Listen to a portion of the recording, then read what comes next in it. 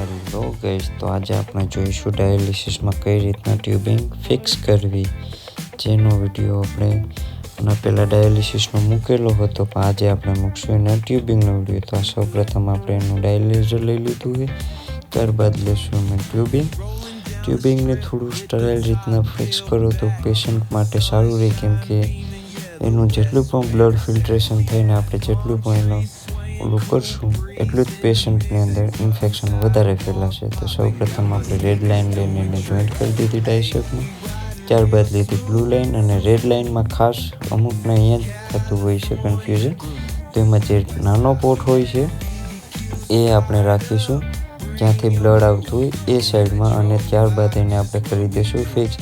મોટો પોટ આપણે ખાલી રાખીશું, જેમાં આપણે રાખીશું રિપેરિંગ સિરિંજ.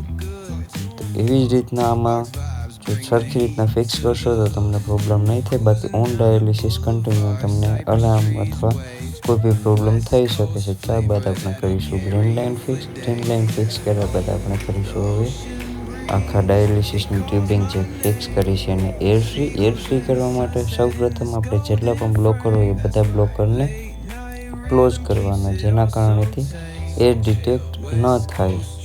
ત્યારબાદ જે પોટ આપણે યુઝ કરવાના છે એ પોટમાંથી એર ફ્રી કરી નાખવા. એર ફ્રી કર્યા બાદ આપણે જોઈ લેવાનું કે કેટલી કલાક રાખવાનું છે, એ બધું સેટ કરી અને પેશન્ટમાં ત્યારબાદ આપણે કરી દઈશું કનેક્ટ. તો સૌપ્રથમ રેડ લાઇન કનેક્ટ કરી, ત્યારબાદ કરી ગ્રીન લાઇન. આવા જ મેડિકલ લાઇનના વિડીયો જોવા માટે બન્યા રહેજો આપણી ચેનલમાં. Thank you for watching.